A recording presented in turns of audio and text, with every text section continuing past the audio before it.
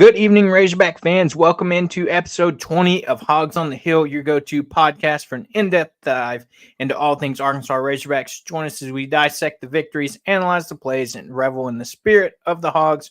Episode 20 is brought to you by Homefield. Step into the legacy of collegiate style with Homefield's premium vintage apparel. Embrace the spirit of your alma mater or even your favorite team with their meticulously crafted, comfortable, and stylish collections. Elevate your game day attire and celebrate the rich history of college sports. Where at Homefield, tradition meets modern comfort in every stitch. You can use promo code Variety Sports in all caps to receive 15% off that order. And guys, we're just going to jump right into it. We didn't know, as you may have noticed, no recap this week. I was just traveling back from Dallas from the game, and things just didn't work out, unfortunately. But we're going to briefly talk about that here before we jump into other Razorback news we got, and plus we'll have a member of Vol Fanatics jumping on later to help us break down and preview this Tennessee matchup. But we'll just jump right into it. Arkansas falls at Texas A&M again. It seemed like it was just another, different year, same story for Arkansas.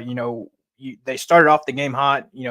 On a first drive of the game, you have a big play to Tesla. He takes it 75 yards for the touchdown. Arkansas is quickly up 7-0 in this game.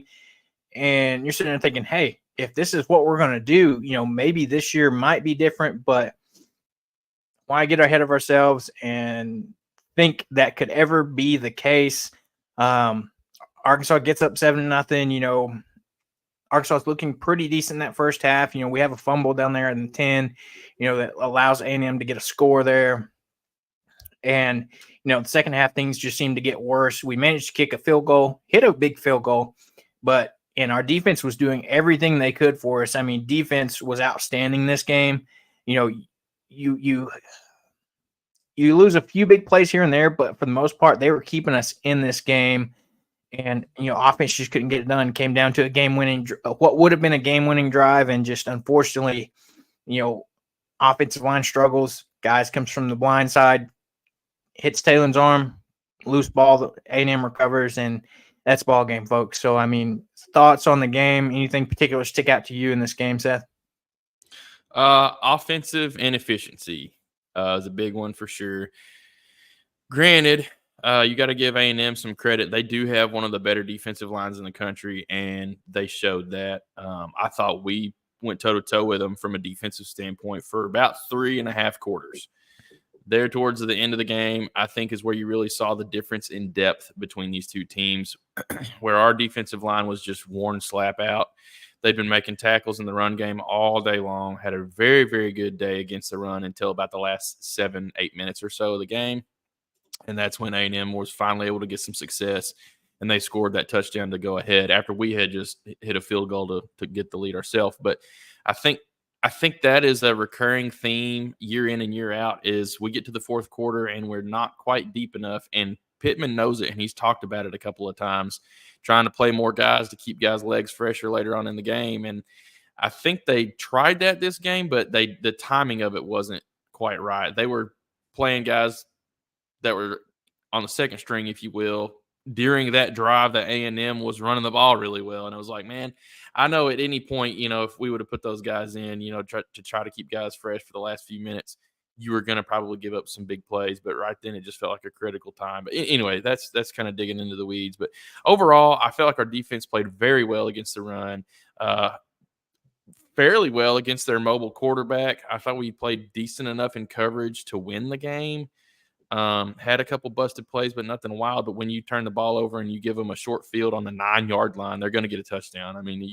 You're asking too much of your defense there. So that was a free 7 points. And then they had a busted play kind of right after we had a busted play early in the game to tie it 7-7. So there's two things right there that kind of hurt the defense. That other than that, they played really well until the last couple minutes of the game. So they did great. Offensive line had some major struggles.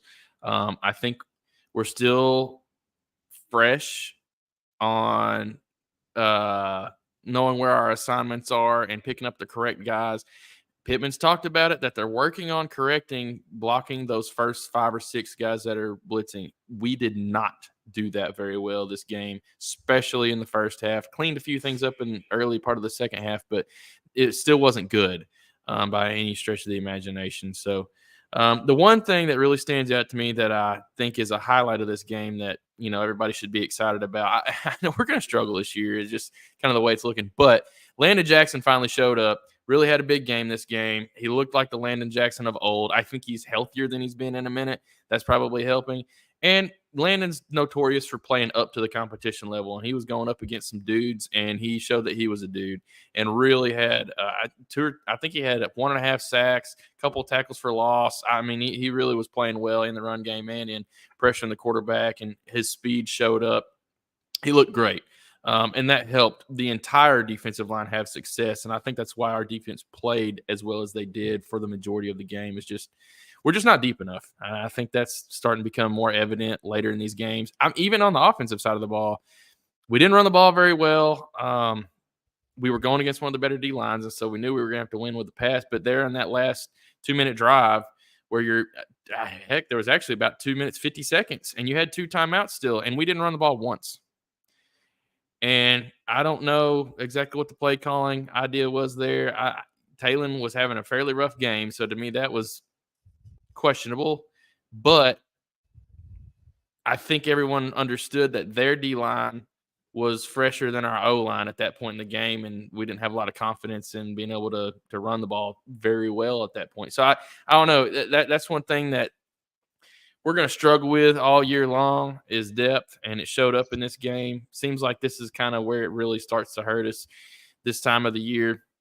You're 4 or 5 games in, guys are banged up. We'll cover in a minute with some of the injuries and things that we've got going into the Tennessee game. But we were a little bit depleted in this game. Got a couple guys back like Hudson, but it's just not enough. I think you need more talent further down the depth chart to where when you do, put fresh guys in, it doesn't hinder you as bad. And that's one thing we're going to fight. So overall, very disappointing game. I thought we could have won it. I thought our defense played well enough to win it. The offense just couldn't find enough spark there towards the latter part of the game. Yeah, I couldn't agree more with it. With just overall what you said there, and a few things you look at, to take from some press conferences. Pittman did mention Jackson was banged up a little bit this game. You can see that he only had 10 carries in this game when usually he's a 17, 18, 19 carry type of guy. With him only getting 10, it was clear that he was banged up. So, getting him back healthy. But like you said, right there at the beginning of the game, I thought we ran the ball well. And then you kind of go away from the run until later in the game. And then, like you said, with the freshness of A&M's defensive line, they were just, loading up the box and, forcing Talon to throw the ball. But when you round it all out and come back to it, the one thing I take away from this game, and you harp on it all the time, turnovers. We had 3, A&M had 0. If you can't force them to, man. Right. I mean, Arkansas is a handful of turnovers away from being 5-0 on the season. You take away 1 to 2 from Oklahoma State, and you take away, that one at the 10 in this game where that essentially gave them an easy score. Arkansas potentially wins this game, and you're sitting at 5-0, possibly ranked, with a ranked Tennessee coming to town. And, we mentioned it last week, possibility of game day. So we've got to take care of the ball. And, Pittman mentioned in his press conference. Yeah, the small things, those little things. And, like Pittman mentioned in his press conference this week, with the struggles the offensive line has had the past couple of weeks, Talon's not as confident as you saw him in, say, the Oklahoma State game. He's not, and it's, poor decision-making on his part. He had that interception in this game where he was, running toward the sideline, and he locked that ball, and it kind of floated in the air, and you just knew it was hanging there and easy pickings for that DB to come in and get it. And then just, the 2 fumbles that he had, one was off a bad snap. The other one was, like I said earlier, he got hit from his blind side. And, I mean, those are tough. Addison's got to snap the ball better. Pittman mentioned that in his press conference as well, is that when they're trying to go left, for some reason when he's snapping, it's going right, which throws off some timing issues. And then as far as the hit and fumble, that's just, you've got to be able to protect and hold the pocket better. And, if it's as much as I hate to say it, it seems like where the O-line is regressing a little bit compared to what we saw at the start of the season. And maybe that's just because the level of competition ramped up. Like you mentioned, Seth, A&M has one of the better defensive lines in the SEC, even though their offense has been struggling. But, Pittman coming out and saying this is the most improved unit of, the entire offseason. It's not a good look right now because it does not seem that way. And, as much as I've been defending and not defending, but kind of being on the side, this game, I kind of said, could this have kind of marked the beginning of the end for Sam Pittman? This is a game we should have won. This game was in our grasp and some bad plays caused you to lose it. It's hard to say the Oklahoma State game. That's another game. We dominated that game. You should win it. And we're sitting at, 3-2. I'm finding it tough to see 3 more wins on this schedule to get bowl eligible. You're going to have to steal one. There's a good potential for obviously Mississippi State and then Louisiana Tech, especially if you can get the run game going against those teams, which I think will be fairly doable. Our offensive line is better than they were last year. You will be able to run the ball against Mississippi State, whereas last year you couldn't even run the ball against them. We scored 3 points. I think we will do better than that this year against them. However, you will have to steal one from somebody, whether it's LSU, who's good but beatable, or Missouri, who's good but Vanderbilt showed they're beatable. Those teams are probably better than we are, let's be real. But if we can be on the beneficiary side, however you want to say that, of the turnover margin for once in our freaking lives, we can steal a game. Realistically, this A&M game, if it was a clean ball game, I think our offense outperformed their offense. And I think both defenses were about on par with each other. I feel like our defense may not have got as much pressure on the quarterback as they did ours, but we were getting in the backfield more than we had all year, in my opinion, whether it was on run plays that we were blowing up and snuffing out. It looked like we definitely had been watching film and were very prepared for this game, understood how to handle read. I think it was a good thing that we've been playing practice ball against Talon all year long because they have similarities in the way they try to pull it and run from time to time. And I thought we did a decent enough job containing him overall. Had a couple of busted plays where he was able to squeak out and get first downs and stuff like that. But that's going to happen. I mean, you're playing, SEC level competition. They're going to get theirs from time to time. But the mistakes on the offensive side of the ball, man, those are killer when you're playing a good defensive game. It's kind of a slugfest like that, and you give away free possessions. I will say we did steal a possession to kind of counter one of those turnovers, in my opinion, with the incredibly gutsy call of the 4th and 15 fake punt, which worked to perfection. But then we followed it up with a fake field goal. That was one of the dumber things we've done in a while. That was stupid too. So I don't know. I'm not sure who called that play, whether it was Petrino trying to be sneaky, but yeah, to me in that scenario, it's 4th and 7. If you're going to go for it, leave your offense out there for one like that. That one was a little bit of a tough ask. And it's one of those things too. You can maybe get away with faking it once, but to do it twice in the same game, yeah. Or I can't remember if it was the same drive or the drive right after that. But I think it might have been the drive right after that. But you get away with it once in a game. They're going to be on their heels a little bit, looking for it the rest of the game, whether it is on a punt or a field goal. Yeah, they're kicking. Their special teams from that point on is going to be keyed in on any type of fake, as were we. There was a point in the game where it was 4th and 1 and they punted, but it was on like their 40. They easily could have gone for it, and we left our defensive package out there. We were in like a zone format during a punt return, which was fine. But I don't know. If it happens once in the game from either team, everybody's kind of on the lookout from then on. So I thought that was a very questionable play call.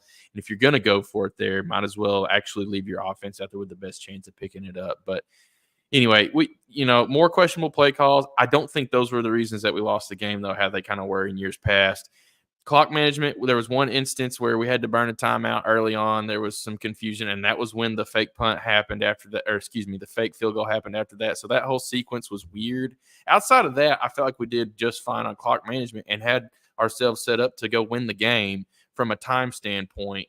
We just had the late fumble. So you can what if yourself to death on all the things, the turnovers, the inefficiencies on pass protection, really the inefficiencies on run blocking as well. That was a little bit of that was probably the first game that I didn't think we ran the ball well at all. Even Talon was having a hard time squeaking around. We had a couple decent runs, but overall, you could tell that the caliber of their defense matched with our offense well, as the speed and everything like that. We weren't able to just break some off around the corners as much as we were used to.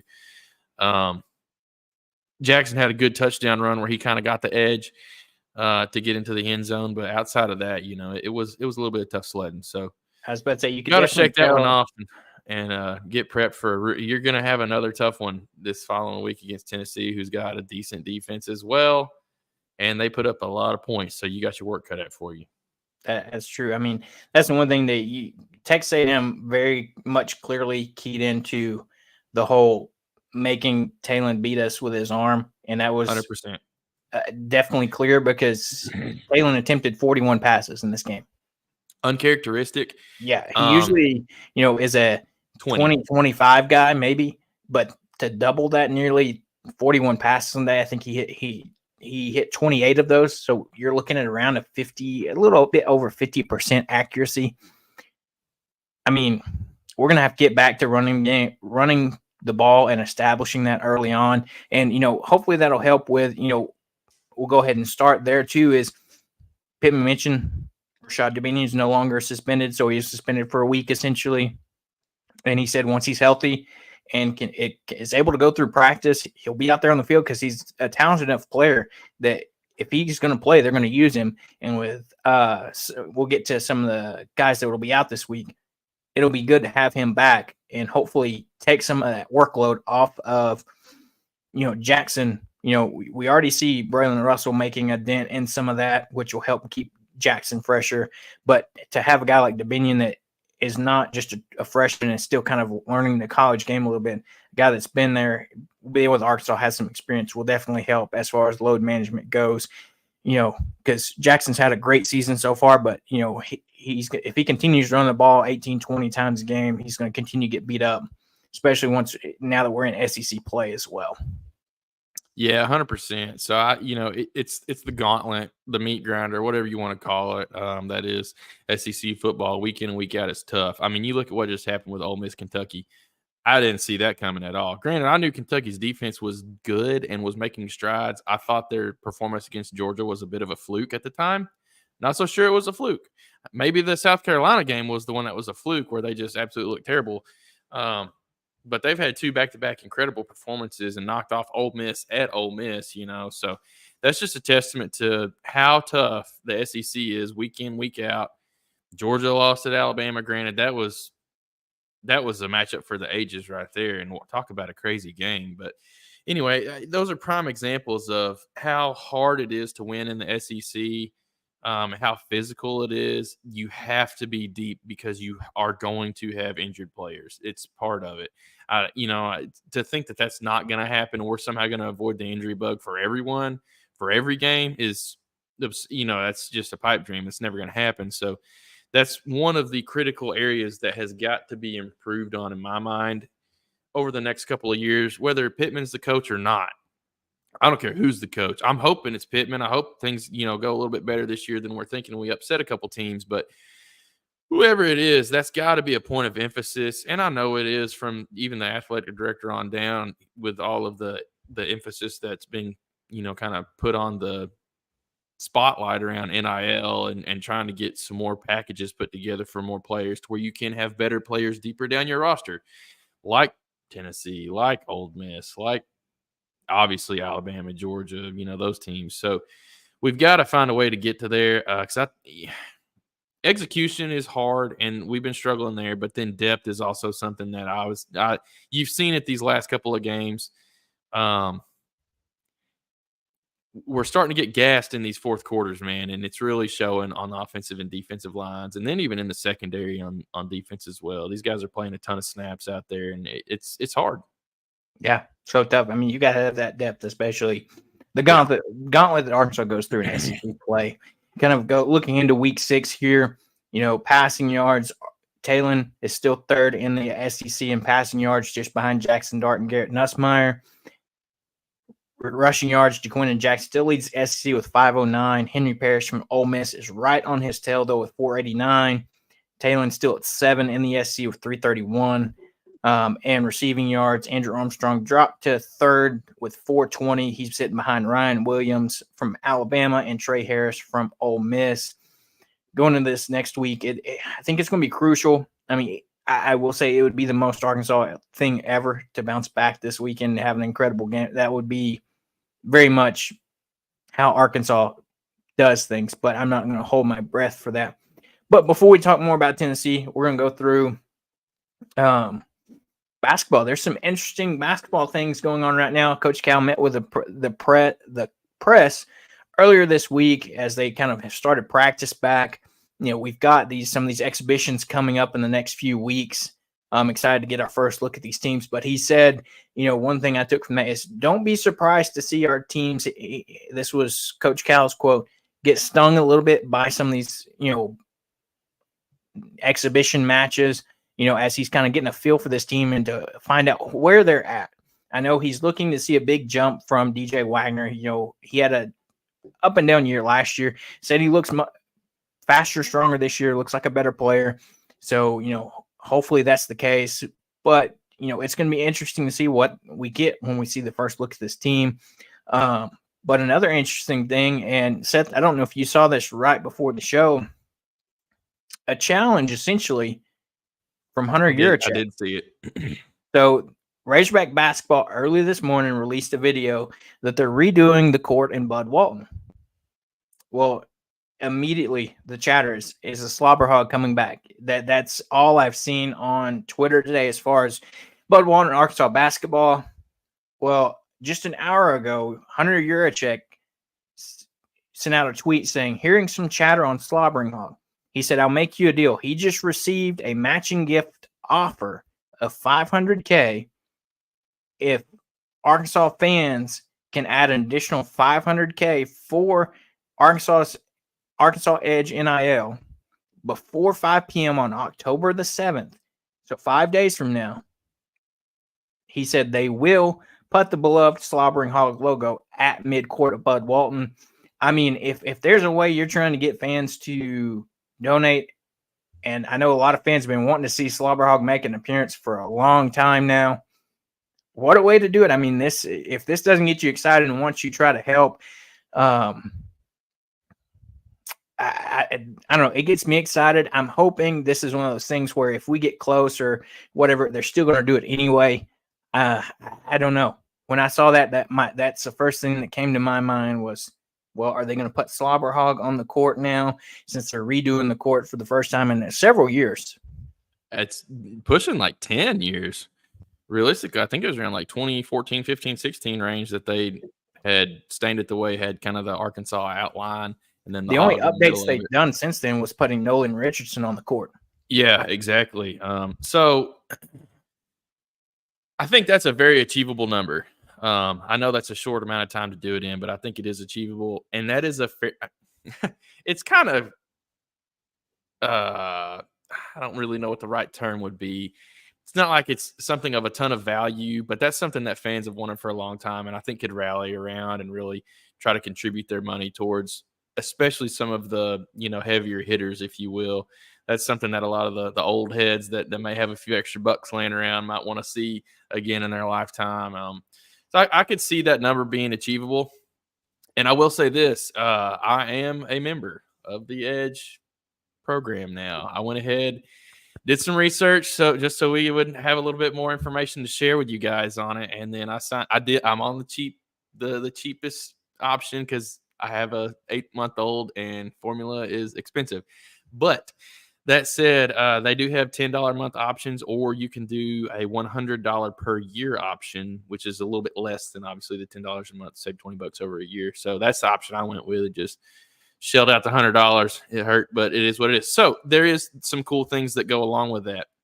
And I'm not going to dive into all of them. Obviously, there's different package levels, and I can't remember what all the dollar amounts achieve which package, but there's basically the Edge supporter package, which is the first level. You can do it either a monthly or a yearly version, and then they go up from there up to a gold. I think there's a There's a starter, a silver as silver, well.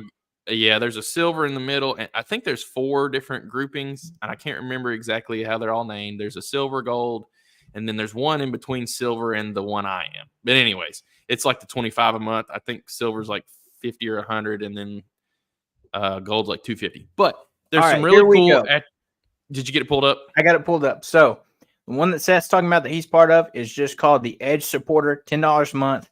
Support Arkansas student athletes, get a quarterly newsletter, invitation to member events, and digital membership card.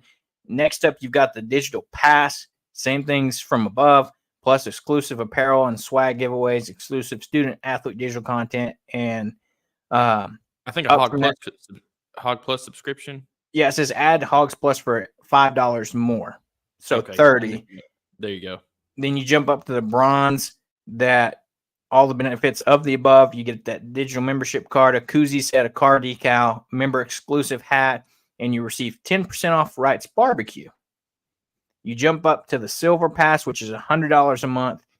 All the benefits above. You get member exclusive t-shirt, discounted pricing for member events, member exclusive signed memorabilia and ticket giveaways, that 10% off Wright's Barbecue, and the Hawgs Plus subscription included. And then you jump up to the gold pass, which is their highest package at $250 a month. All those benefits we just talked about, meet and greet autograph sessions, discounted pricing, and priority access for member events, 10% off rights, and that Hawgs Plus subscription. So it ranges all the way from $250 to, like Seth was talking about, the $10 a month for the Edge supporter for NIL. Yep. So that said, that provides, I think we talked about it a couple of weeks ago when the viral video of Hunter had come out, when he was basically, I'm not begging the fans, but kind of, people took it that way. There is more incentive for some of these packages than I had initially anticipated or realized. And so, excuse my ignorance on some of the things we said. It's a lot of money, but you know, paying the $250 a month, if you're in some type of capacity to do that, being able to go to live meet and greet, signing events and things like that, that's pretty cool, and not something that is just an easy thing to go to or find out about or be involved in outside of being that type of Edge member. So there's some things that provide a little bit of more incentive there than I had initially realized. So kudos to them. I still think there could probably be some better incentives down the road. Granted, this is a prime example. You got a set time frame to try to earn the slobber and hog on the court, if you will, which, to your point, they'll likely put it on there anyways, at least temporarily or something. But that's a great way to kind of get the fan base involved, try to kill 2 birds with 1 stone in a sense, and make people feel like they're contributing to something that, even if you don't really know exactly which players it goes to and all that kind of stuff, you feel like your dollars went to something worthwhile. You know what I'm saying? So I like that. I thought that was a great idea by Hunter. I was going to bring it up if you didn't. So I think it's a great thing. I'd really like to see the slobber and hog out there. So anybody that's out there, before the video that Hunter had put out a couple weeks back, the $25 membership was the lowest one available. And obviously they caught a lot of flack for that all these other schools have $10 a month ones, because that's a little bit more affordable for people, that might not have the financial means to do 25 or more. And so I think they did a good thing, kind of listen to the feedback, trying to provide some more avenues for it, and then trying to provide some more incentive for it. So all good things, and hopefully that trend continues and there's more opportunities for that type of stuff. I would like to see, something down the road. This will be years in the future, I'm sure, but something down the road of a NIL goal for a month-long span during soccer season to get to help incentivize approval for more seating at the soccer stadium. That's something that's vastly needed. The seats are always packed, and then everybody's sitting on the grass. I think it'd be cool to have some extra bleacher areas and stuff like that. There is obvious support for the soccer team. Set another record this past week with like 4,000 plus there. So, stuff like that, you could get the fans involved in the NIL market to kind of make them feel like they are contributing to some of these developments and improvements that are probably going to happen anyway, but you have some opportunity to, like I said, kind of kill It's two birds almost with one like stone. giving tangible goals instead of Yeah. your money's just going into this fund, and that's all about it. Like goals like this, like let's do this much, and then we bring Slobberhog back to the court, or like you said, in a It year or brings two. some unity to everybody that's trying to donate, and the state as a whole kind of coming together to have a reason to donate other than just getting players, which we need to be doing that. I've got my own feelings on NIL, and I don't like the collectives that just offer checks to have you come here. I still don't like that. And go watch some of the college game day clips on what Nick Saban and Pat McAfee and some of those guys, think would improve the situation. And I'm sure over the next, 3 to 5 years, there'll be some changes made because it's a Yeah, free it'll for all be right ever now. evolving. But as of right now, if you want to compete in today's space, it's it's pony up or get out the way kind of thing. So anyway, I like You the get left incentives. behind. Yeah, really. I like the incentives that 100-year check is thinking about and trying to spice things up, and I hope it continues. Yeah, I agree. As far as other basketball updates, like we said, you've got the exhibition game in Bud Walton against Kansas here in about a couple weeks on the 25th, Friday. It's going to be a good time. Good measuring stick for this Arkansas team. We also got some others coming up. We play Baylor in November, I believe, and then you've got a match versus TCU coming up as well. So a lot of opportunities to see. Coach Cal also mentioned he's going to start traveling the state and kind of I forgot what it's necessarily called, but he's going to be going out and meet and greeting with some guys like across the state and things like that. So that'll be good to see. As we continue, kind of Seth just hit on it. Arkansas soccer. I mean, what a run it has been for the soccer team at Vanderbilt on September 26th on the road. Number 2 Arkansas got the win 2-0. This game was led by a trio of freshmen. Jalen Brownlee gave the Hawgs the lead in the 35th minute. Anaya Robinson scored her 7th goal of the season off a corner kick in the 64th minute, but Arkansas up 2-0. Keegan Smith, freshman goalkeeper, career high 7 saves for the Hawgs. What a game by her. Both teams finished this match with 14 shots. Arkansas gets the road win 2-0 and another shutout this season in SEC play. Yeah, this is a great win, especially because it's on the road. And you have your freshmen stepping up big. You don't hear a name like Ava Tankersley that we're used to hearing, which she played great, but like you've got so much talent up and down this roster. It doesn't, you can have some of your star players, if you will, have off nights, not do as well as they sometimes have in the stat sheets, and it doesn't matter. It doesn't matter.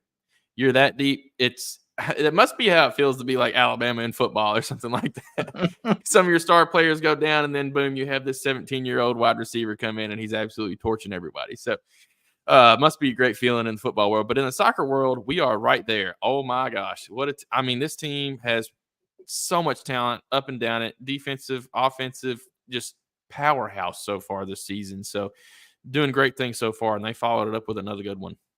Yeah, 100%. Seth mentioned it. They came back home, taking on number 23 South Carolina ranked opponent here. Arkansas gets another shutout win 2-0, where Seth mentioned it earlier. Capacity crowd of 4,000 people in attendance to support this soccer team. Ava Tankersley scores the first goal of the match at the 19:15 mark, and this also pushed her over the 100-point mark, only the 4th Razorback in triple-digit scoring in program history. Kylie Delaney comes in, scores Arkansas' 2nd goal at the 27:14 mark. Arkansas had 17 shots in this game with 9 on goal. Their 6th shutout of the season, and Arkansas now sits atop the SEC standings with 12 points. You can't beat it, dude. I think they're going to keep rolling. There's potential to drop a game or two here and there. If you have a really significantly off night, there's, like I said, there's so much talent on this team. You can have players have off nights, and it's not going to cost you the match. But if you do, things happen like that, and you'd rather get them out of the way in the season instead of in the postseason, which has kind of been our MO lately. So if any year is our year, this is the year. We're playing better right now than we were at this time last year, and I thought we were doing quite well even this time last year. So it's awesome to see. There's enormous support, and it just continuously is growing and growing and growing. You're seeing it week in, week out. We've had capacity crowds set, multiple times last year and then multiple times this year. So it's that bar just keeps getting raised higher and higher, which is awesome to see. And like I was kind of saying a second ago, I think we keep doing this and keep having this level of success. There is going to be a call. There's already comments all over social media like, we need more seats here at the soccer field. The berm is nice, and people can kind of bring blankets and all that, but like, imagine if the facilities were You had a 2,000 little more bit better. Even 1,000 more, something. I mean, you could add a lot more. There is that the berm is packed, and there will be people in those seats just because with the level this soccer team's playing at now and what it's been at the past few years, people want to come out and see this. Well, and just the this is crazy, but the growth of soccer fandom in the United States just as a whole. I mean, there's more and more, I don't want to say like ethnicities. It's not really that. It's just there's more and more highlight on it. And the USA women's soccer team has had a really good run on the world stage. And that has brought more light, just to the sport as a whole. People are more involved in watching it, even in this area. And that's, been a slow growth. But you're starting to really see the dividends of that. And it's great to see. And I hope that they have to build a whole new everything. They redid the field, but add some more concessions, add some more bathrooms, add some more seating, add some different, PA systems with better entertainment and all that, whatever, Jumbo size that Jumbotron. Come on with it. I mean, 4,000 people at a soccer, that's about half, a little less than half of what we see at a baseball game. And Bomb is rowdy. I mean, let's be real, and makes money. I mean, so that's something to see. Football subsidizes everybody, but we are one of the only universities where our baseball program doesn't lose money. And you keep winning like this, and your soccer program is going to not lose money.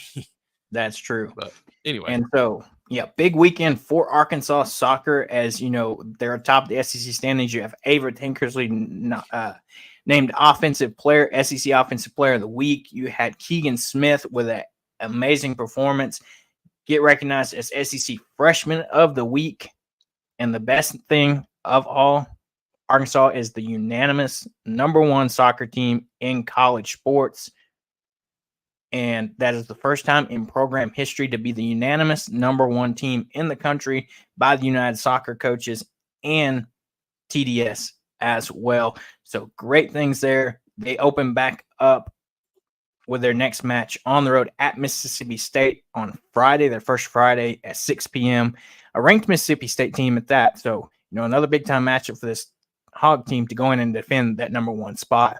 As we keep going here, Arkansas volleyball keeps rolling, gets a win against Georgia that we talked about that kicked off last week while we were talking, wins that 3-2. They beat Ole Miss at home 3-0. They next up have Oklahoma, October the 6th at 2 p.m. Softball's right around the corner. We had some fall ball going on already, so go check that out. Those are free to attend if you have the time to go. It'll be great. Arkansas baseball, fall ball's about to kick off there. And we're 48 hours until the annual Fall Classic at Baum. Free admission, so it's free. You can go out there and watch this team for free. Concessions will be open, bark in the park. So if you're going to sit in the hog pen, you can bring those pups along as well. You can win football tickets as well, and they'll have an inning-by-inning giveaway. So first pitch will be Friday at 6 p.m. So get out there, get your first look, even though it's just an inter-squad scrimmage, at this Razorback baseball team. And then next weekend, we'll have Oklahoma State coming to town for a 2-game exhibition series as we get to see what we do against somebody else. So now up, we're going to start previewing this Tennessee game. Arkansas is coming back home finally after a stretch of several road games. It's going to be nice to be at home for a stretch. Hopefully we can kind of maybe get some things cleared up. And that all starts with Tennessee this Saturday at 6:30. And we're going to have Skylar from Vol Fanatics joining us to help talk about this matchup with Tennessee. So, Skylar, welcome in. How's it going? Dude, what's going on, Seth and Caleb? Appreciate you guys having us on. How are we doing tonight? I'm doing pretty good. Just trying to hopefully find some optimism going into this weekend, but we know that's going to be a tough game. You know, you guys have been rolling, and it seems like you guys have found your next, quarterback for the next few years. Hey, look, before we get into that, did you say you had 4,000 people showing up to your soccer games? Yes, we did. I don't think you guys realized this.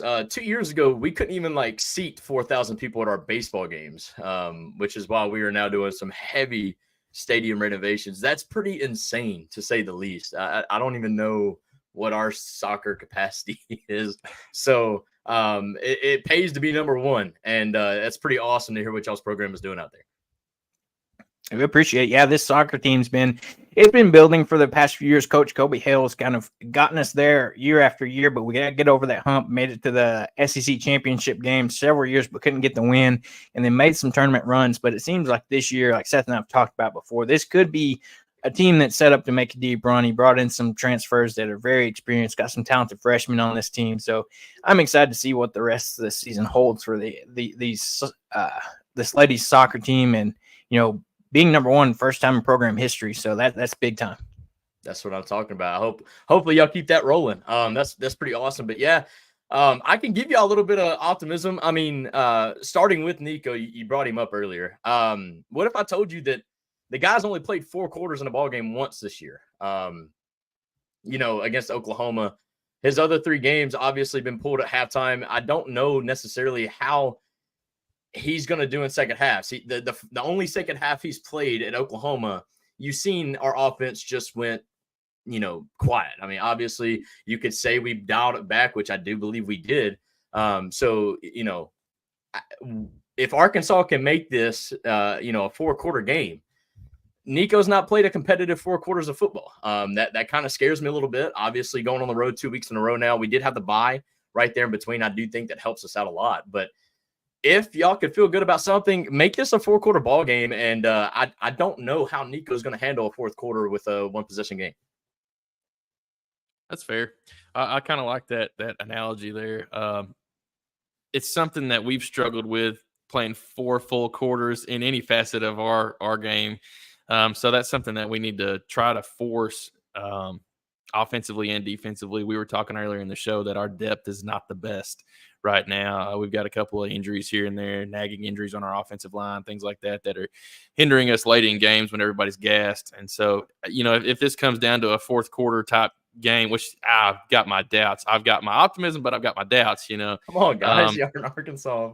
By the way, I love the setup, Seth. I appreciate it, man. It's a work in progress. But, no, absolutely. We're not sunshine pumpers here. We try to keep it real.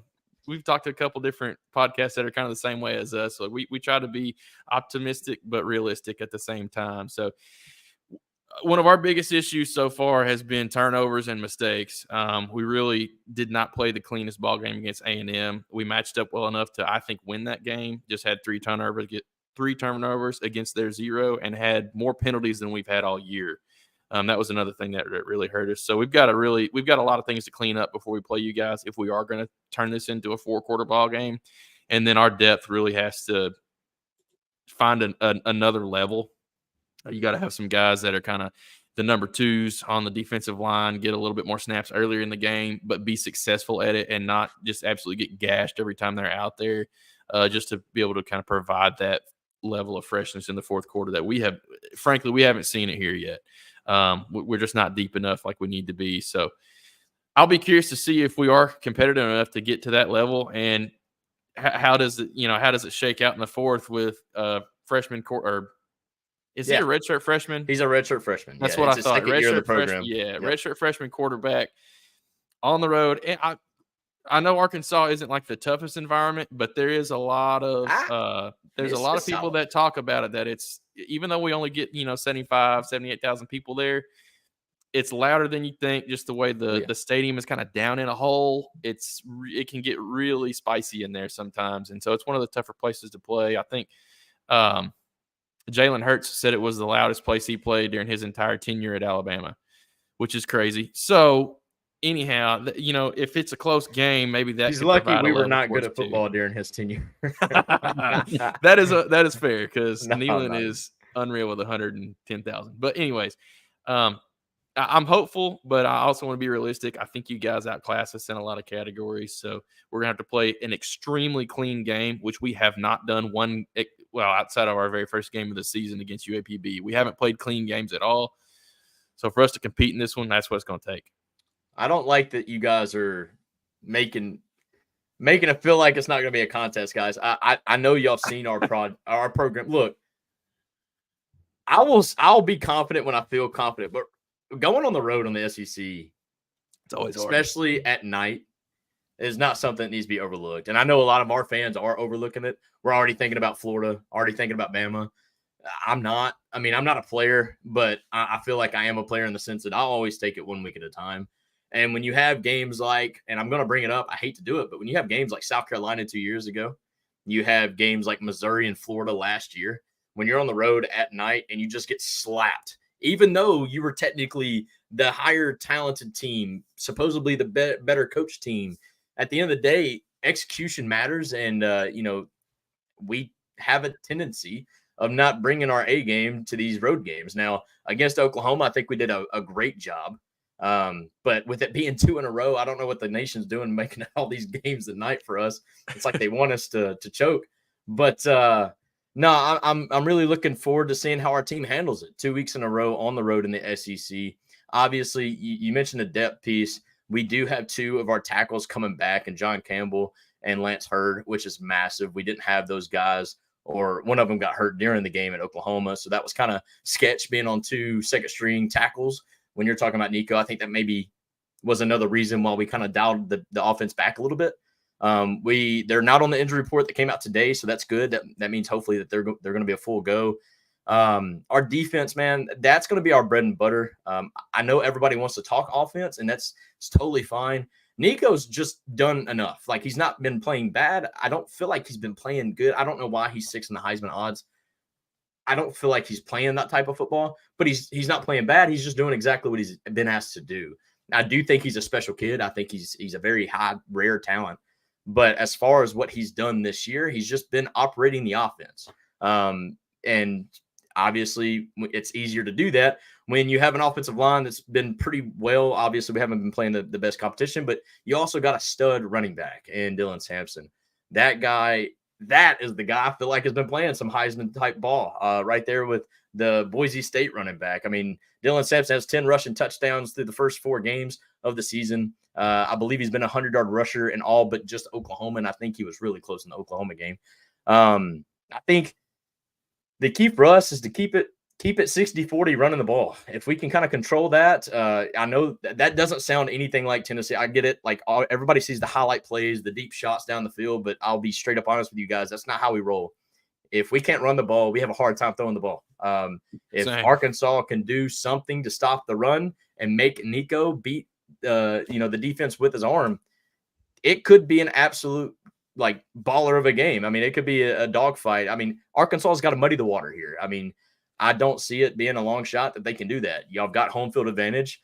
If y'all are allowed, y'all can draw false starts. The worst thing we can do, and I'm going to say this is kind of a hot take, as important third down is, against Tennessee, first down is very important. If you can get us behind the sticks right off the bat, it's really hard for us to get back on schedule. So just early thoughts. If y'all can get off, first down, if y'all can win that, whether it's a 0 yards or maybe even a tackle for loss, it's not good, especially how fast we operate. You get us in a 3 and out, the ball goes right back to y'all's hands. I think another thing is y'all's best defense could be offense. If y'all could keep the ball out of our hands, a lot of things could play in y'all's favor. I'm not even joking. And I would say this even without y'all being Debbie Downers over there. But a lot of things scare me. We have this thing called BVS. It's called battered Vol syndrome. And that's because for the last 25 years, we've been, it's been rough as a Tennessee fan. And, in the back of our minds, no matter how perfect it all may seem, how great our team may seem, we always have this thought in the back of our mind that it could all go off the rails, literally. I hope that doesn't happen, but I'm not taking this one for granted. Arkansas, Tennessee have a very rich history. And if I'm not mistaken, you've won the last 3 matchups head to head.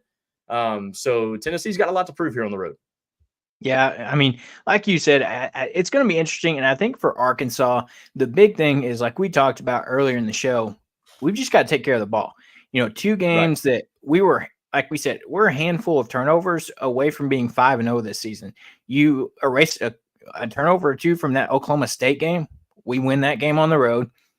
You take away a turnover or two from last weekend, we win that game, and Arkansas sitting at 5-0, and there's this potential where this is a ranked matchup with game day in Fayetteville. And ironically enough, we were talking about last week, the last time that happened was when we played you guys. So, I mean, it's going to be tough. That depth's going to be there. And, you mentioned the injury report. We're looking at Arkansas is going to be without one of their top DBs again. We're going to have one of our more experienced guys, Hudson Clark, back. He was back last week but didn't play. Pittman said he wasn't comfortable playing him. We're going to miss Jalen Braxton once again.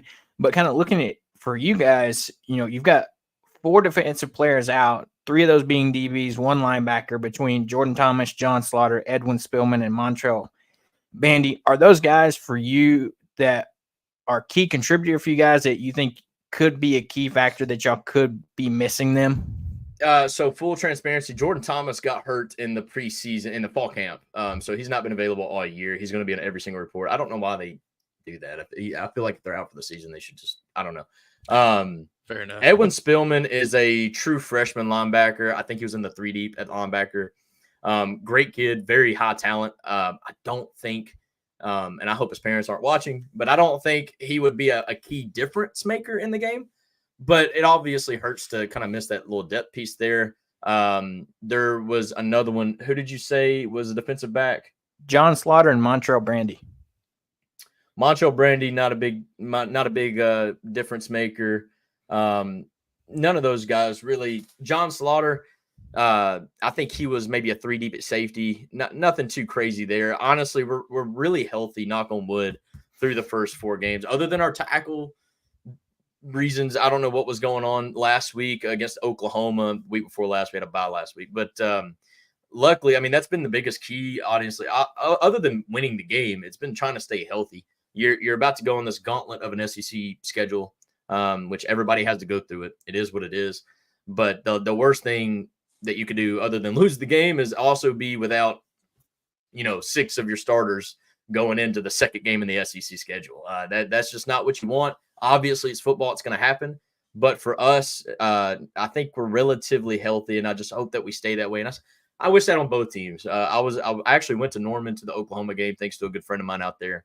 And the whole game from start to finish, I'm like, I just don't want anybody to get hurt. Like, it's not what I want. I want a team to be at their best when we play them. Like, that's true for if we play Georgia, Alabama, and that's true if we played Vanderbilt. Like, I don't want any kids to be hurt or anything like that. And unfortunately, there was a pretty significant injury in that game, which is very unfortunate. But no, I think this week we are relatively healthy given the situation. Yeah. I mean, looking at it on Arkansas side, like I mentioned, we're missing Jalen Braxton, one of our top DBs. He's a, second-year guy. Yeah. He came on late for us last year. We're missing one of our running backs out this week that has played several snaps. The big one for us, 2 of our key starting tight ends are questionable. Hopefully they play. That's one thing Pittman mentioned is, our tight ends are getting beat up because with our line, they're having to chip or help with blocking some of these when they send 4, 5, 6 guys. They're having to help out there, and so they're getting beat up a little bit. Our DB Hudson Clark that we talked about is probable. Another one of our wide receivers probable. So no super key guys for sure ruled out, but those questionable marks, that's one thing I'd be on the watch out for is our tight end position. You look at it here, Big Pin mentioned, it's one thing that kind of will probably help you guys is in the first 5 games, Arkansas has had 8 quarterback hurries. Offensive line not doing great. That's supposed to be according to Coach Pittman, our most improved unit in the entire offseason. Struggles came out last week against A&M. To be fair, they have one of the better defensive lines in the SEC. One of those guys is a guy that y'all know very well, Addison Nichols, kind of anchoring at center, coming over. He's a guy that, is leading that group. I mean, how are you guys feeling about your defensive line going up against, our Arkansas offensive line that has seemed to be struggling a little bit? this is where I'm going to put the orange glasses on. I think that's one of the biggest mismatches in the game. I was looking. Did you say 8 or 80 hurries in the season? 80. 80. A lot. Yikes. Yeah, I was looking rough. at the chat box. Jeremiah brought up he doesn't believe that Tennessee's D-line is as good as A&M. I haven't done studies on A&M, They're close. but, buddy, Tennessee's defensive line is pretty freaking solid. And when I say we go 3 deep, I mean we go 3 deep. And I'm saying, like, I'm not talking like we just got guys to go, 3. I'm saying we could put on our third string, and they would be playing just as good as our first string all game long. That is something that Rodney Garner, our defensive line coach, has done extremely well, is regardless of the talent in that defensive line since he got here 3 years ago, he's always rotated a ton. And I guess his biggest belief is a fresh body is better than a talented tired body. And so the entire game, now that we've got the talent in the room, I mean, obviously everybody's going to focus on James Pierce Jr. Guys, if y'all look at the stat sheet, he's at the bottom. He hasn't really done that much. He's required so much attention. He's allowing guys like Tyree West, Joshua Joseph on the other side, Elijah Simmons. We've got literally like an 8 deep guy in hold up. Let me bring it up. I'm so sorry. This is bad for radio. We've got You're good, man. His last name's Jackson. I can't think of his first name though, but he's like the 8th guy in our interior D line, and he had 2 tackles for loss against Oklahoma in the 4th quarter. Just insane depth that we have on the defensive line.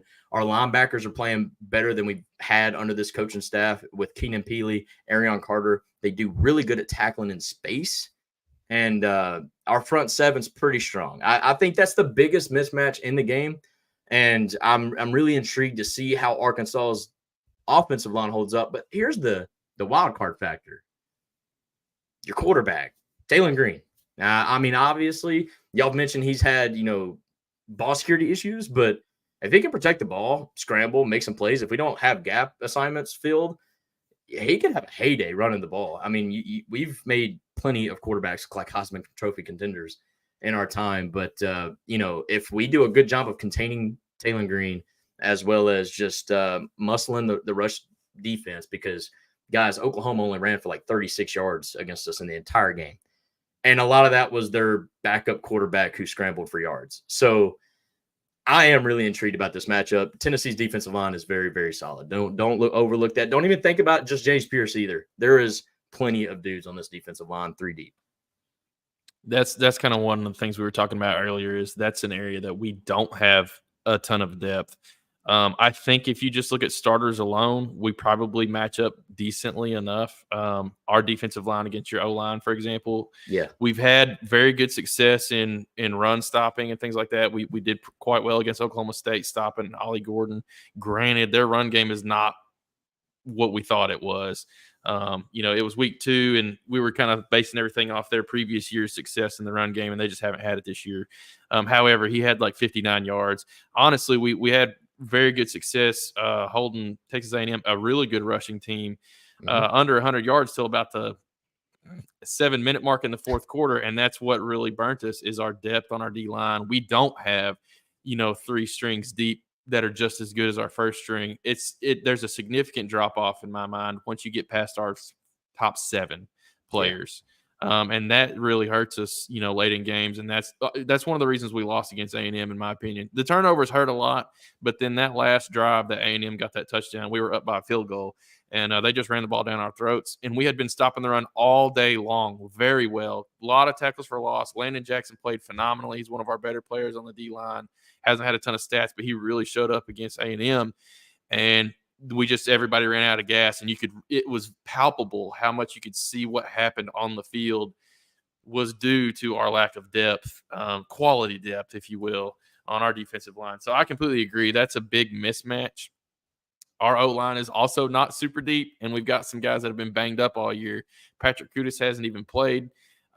Addison's been battling a banged-up ankle. I think Keyshawn Blackstock's not 100%. He had a tough game against A&M, honestly. He looked like he was a step off speed-wise. So that's a big mismatch, and to me, that's one of the areas that wins ball games is in the trenches. And so to me, that's one of the keys in this game, why I think we're not going to have the best game. I want to be optimistic and think that, Taylon could make some things happen.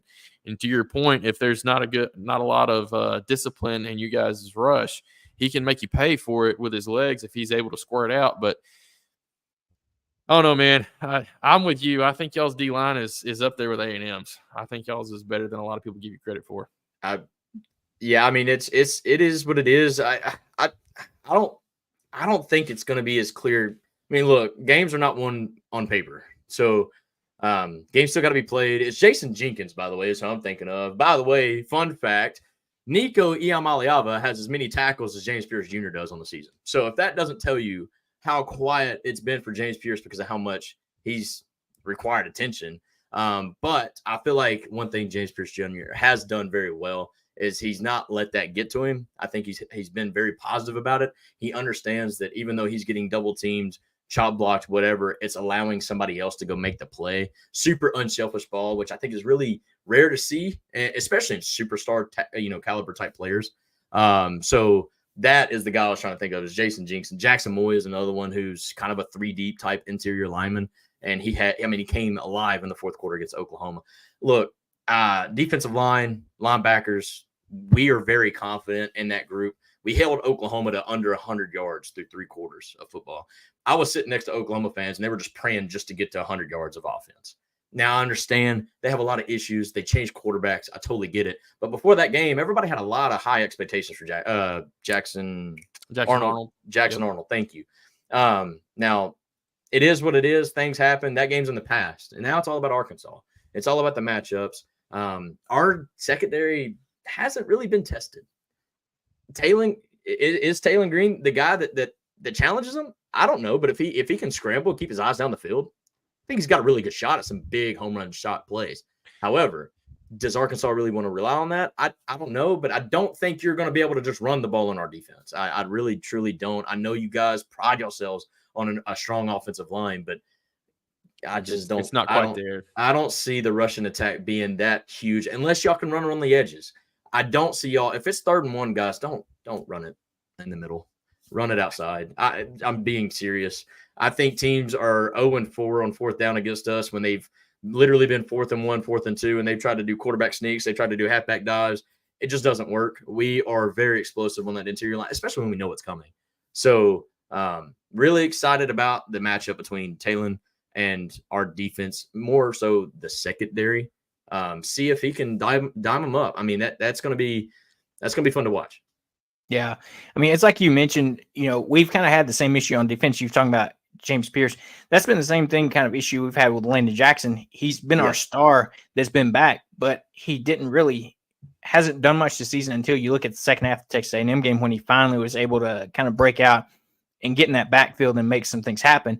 So he's doubled every snap. Yeah, he's been doubled, chipped, whatever that. you want to call it. They're doing it to block him, to force somebody else to beat him. But, I mean, to another point, like you were saying, Taylon Green, we've seen him be explosive this year when he gets outside of the pocket, some big, deep passes. You saw that with that touchdown to Tesla in the A&M game. You had that big play to Satania in the Auburn game.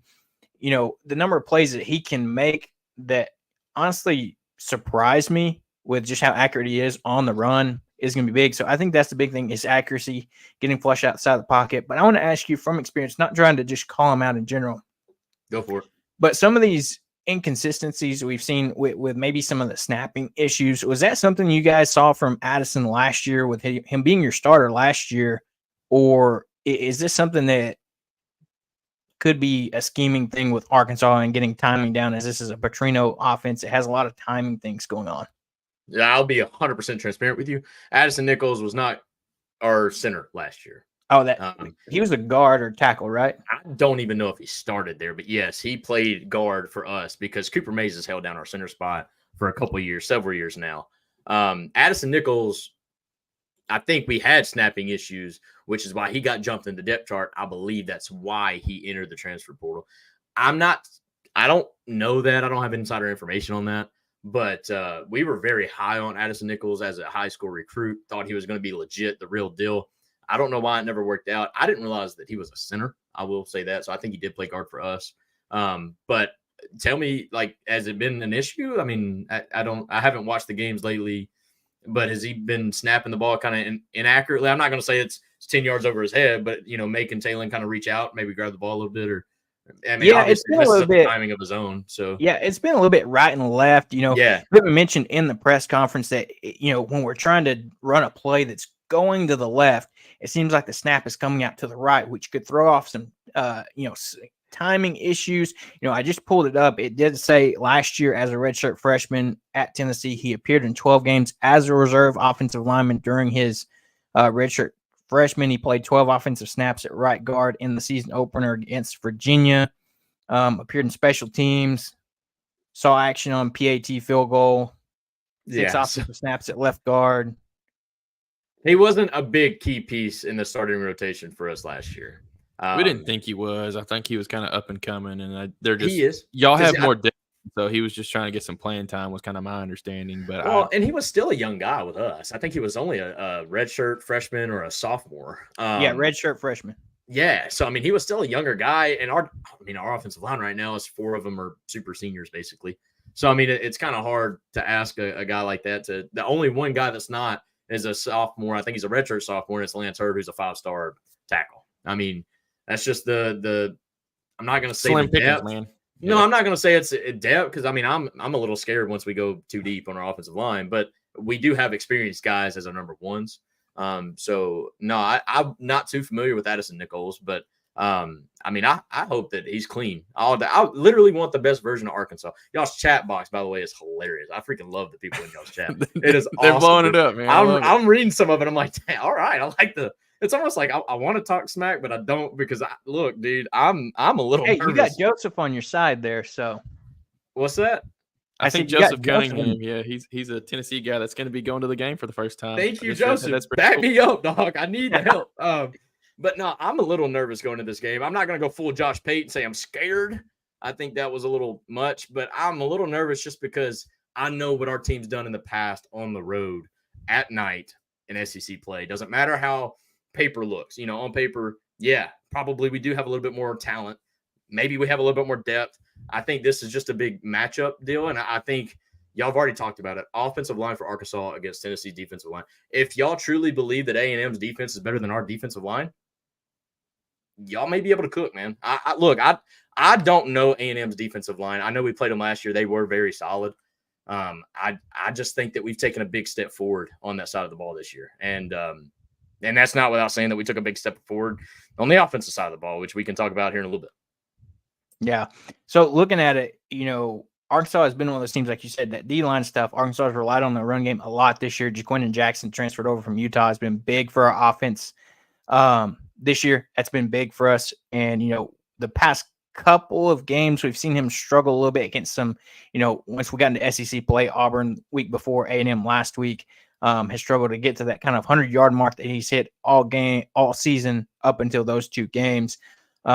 It's going to be, I think, crucial for us to establish that early if possible, because we saw A&M kind of force Talon to beat us. He threw the ball 41 times, completed 28 passes, so a little bit over 56%, and he struggled with those accuracy issues, but we've had the breakdown the offensive line. Like you said, I think when you look at this game, it's going to come down to the biggest matchup is y'all's D-line versus our offensive line and whether they can give Talon just enough time to make his reads and distribute the ball.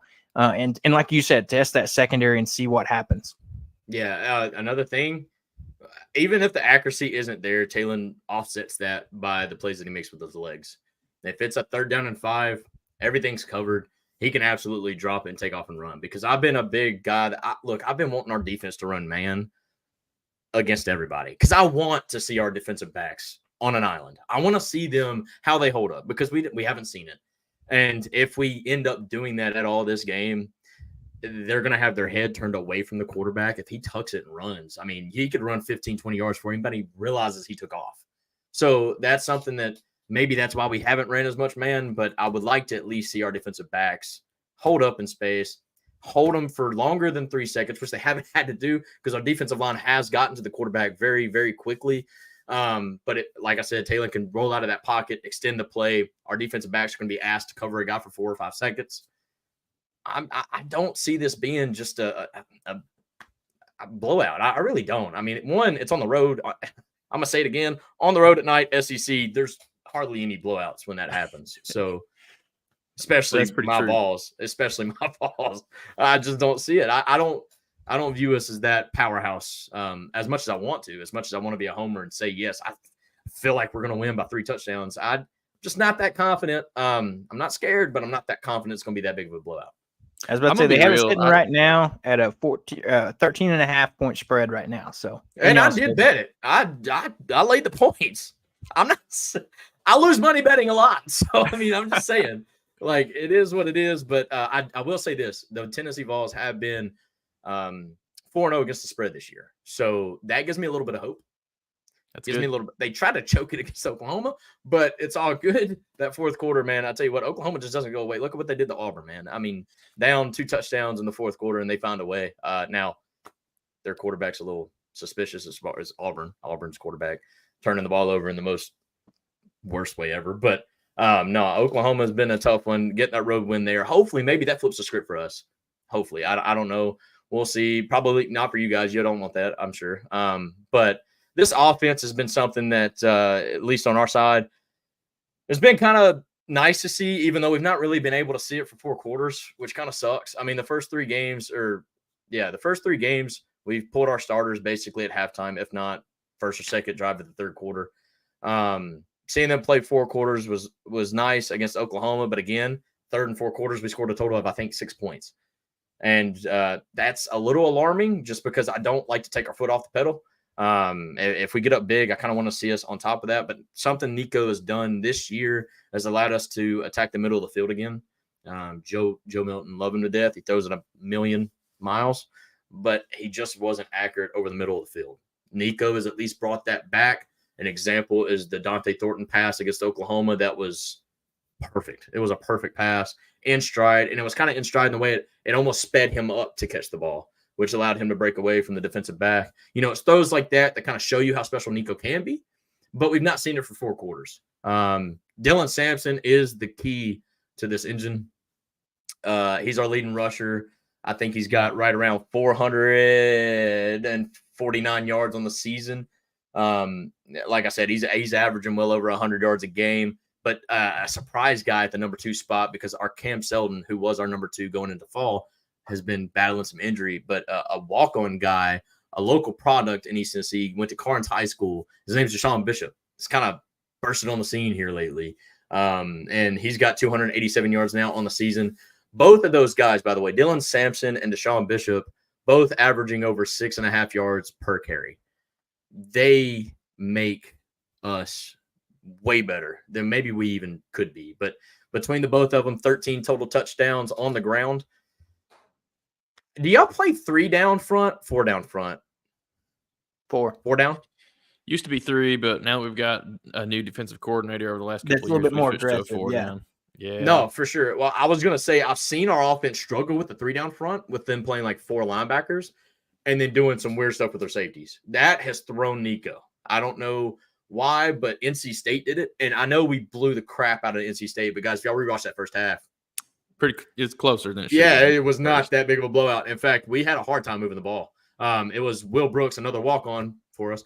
Walk-on is the story of our season so far, who had a pick 6, who kind of really opened that game up because we got that pick 6, then scored right after halftime, which the next time NC State got the ball, they were down 3 touchdowns. They were like, what the crap happened? No, like I'm very much intrigued to see Nico, our wide receivers who really haven't, other than Dante Thornton, who's got 7 catches, 4 touchdowns or 3 touchdowns, and 242 yards on 7 catches. Other than Dante Thornton, who's been our home run ball, Brew McCoy is a guaranteed guy. He's a very physical wide receiver. He's going to win the one-on-ones. Chris Brazel, who was supposed to be that guy who transferred from Tulane this offseason, he was kind of thought to be that number 1, but hasn't just been there yet, unfortunately. Hopefully, he has a good game. I mean, you'll see him in the rotation. Squirrel White has kind of taken a back seat this year, despite having 2 great years as a freshman and sophomore. But I'm hoping that maybe they incorporate him back into the game because, I mean, a guy like Squirrel White, I compare him. It's probably unfair, but I compare him to Tyreek Hill a lot. You just get that man the ball, he's going to make a guy miss, and then he's fast as crap. Like, just let him work, you know? But those are the receivers, tight ends. You've got Holden Stays, Ethan Davis, and Miles Kitzelman. Holden stays, and Ethan Davis was thought to be the 1-2 in reverse order. Ethan Davis, then Holden stays. But it's been the exact opposite. Miles Kitselman came from transfer. He transferred from Alabama. He's been our number one, hands down. I think that has to do with the size. He's really good at run blocking. We'll run 12 personnel a lot where we have 2 tight ends in, which, again, sounds really opposite of what you would think a Tennessee offense is. But no, we'll run 12 personnel a lot, bring the tight ends in, and then from there, run a lot of RPO. You have no idea if we're running the ball, throwing the ball on any given play because Nico doesn't even know what he's doing until he snaps the ball and kind of reads the defense. So really excited about these tight ends. Tight ends have been a big part of this offense. In fact, through the first 2 games, all 3 of our tight ends had a touchdown pass reception. And so just intrigued to see this offense go to work and hopefully have a good day this Saturday. But guys, it's not on paper, man. I get it. You can look at stats all day, but at the end of the day, the boys have to go out and compete, and they got to go compete in a hostile environment in Arkansas. I just hope that Big Orange Faithful shows up like they did against Oklahoma, and maybe give us a little bit of something to kind of quieten us crowd down. I'm going to be real. I think some of the keys to the game are very similar for both teams. It's can you make the other team's quarterback throw the ball and beat you with their arm? I think Nico's got a better, probably better shot at doing that than Green does, just due to y'all's offensive line. In my opinion, being a little bit more well-rounded than ours. We've been pretty solid at run blocking. Our pass protection's been suspect from time to time. So I think that's going to be a big key that both teams are going to try to force the other team to do. We've got to take your run game out of it. That's been one of the things that's kept us in games and help us win games. Like Auburn, for example, is we made them have to throw the ball, and they ended up having 5 turnovers because of it. Absolutely, because they weren't able to run the ball against us. So same way against A&M until about the 8-minute mark in the fourth quarter. They really did not run the ball well against us at all that entire game. Until kind of right there at the very end, and we were just out of gas. So I think this game is very, very similar to that on both teams. We really want to run the ball. We know y'all really want to run the ball. Both teams are going to try to take that away from each other and force the quarterbacks to win the game and play clean. Did y'all the last couple games? I think Sorry. it's my bad. The last couple of games, I've harped on it a lot this season, but I've said in the Oklahoma State matchup, the Auburn matchup, and the A&M matchup. Kind of our power 4 matchups, if you will, that we've had so far. Whoever wins the turnover battle is going to win the game. I'm not sure I feel that way about this game. I feel like you guys could turn the ball over a couple of times and us play, 0 turnovers, and we might still lose if we, have a lot of drives stall out. But that would definitely be something that I think would keep us in this game is if we're able to play clean, force a couple of turnovers, which is something that we have not done that well so far. And on the opposite side of that, if we continue the trend like we did against A&M, that is a surefire way to lose a game, even if we play well in it, kind of like the A&M game went. That'd be a really tough way to lose to you guys if we played very well, just coughed the ball up a couple of times and gave some free points away. So I think that's another key to the game. I don't think it's as even of a matchup to where if you win the turnover margin by 1 or 2, that's probably going to result in a win. How I felt about like Auburn and A&M. But that's a fair assessment. One thing I'll say is y'all are battle tested way more than we are. Obviously Oklahoma State, I don't know how y'all lost that game. I was so excited. Y'all are my upset pick of the week on that one. So y'all kind of played so good, man. Y'all made me look really bad at the end of that. No, I'm joking. But also A&M. The dogfight y'all had with A&M was a lot like the dogfight we had with A&M last year. Yeah. So key to the game to me, as far as the simple saying stopping the run and then turnovers, I'm dead serious. Win first down on both sides of the ball.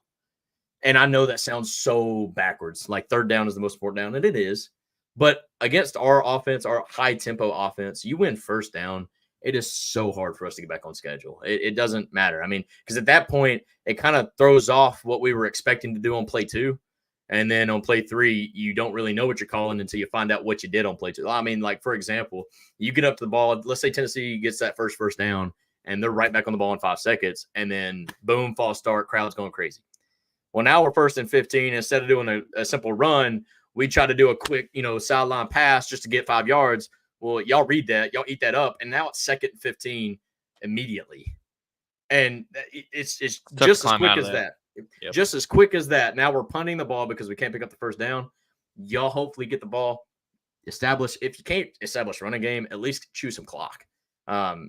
If y'all win the game, if we only get the ball 4 times in each half, 4 or 5 times in each half, I truly believe that. There's only one game where I've seen us only have like 14 total minutes of possession, and we won, and that was Kentucky in 22, I believe. We went to Lexington, literally had the ball less than like 16 minutes, I think, for the entire ball game. But Kentucky was so bad on defense, it was like we were scoring in 1 to 2 plays every time we had the ball. Explosive. Yeah, it was Will Levis. It was 45-42 type game. I've never seen that in my life. Like never, ever have I seen a team with that margin of time of possession still somehow win the game. So if y'all can hold us from getting the ball, especially on times like if that happens, we get a 3 and out and y'all get the ball back. Y'all have had the ball for now a total of 10 total minutes, and we had the ball 3 plays. That is a massive key to the game, and that's very real. And that's happened to us a lot, and that's how we've lost a lot of ball games. That's how you keep our defensive line fresh enough to actually compete all the way through 4 quarters as well. That's one thing that's hurt us this year. In my opinion, it's one of the main reasons we lost the A&M game. Outside the turnovers, that was the main reason. Our defensive line was just gassed by the end of the game, and then we had a tougher time stopping the run that last 6 minutes or so, and that cooked us. If that game was a tale of one half, I know it was tied at halftime, but I thought we played better than they did in the first half. Obviously similar to the Oklahoma State game, things like that. But anyways, those types of offensive possessions can mitigate your lack of depth. And that's something that we have to do and have not done the best job of so far.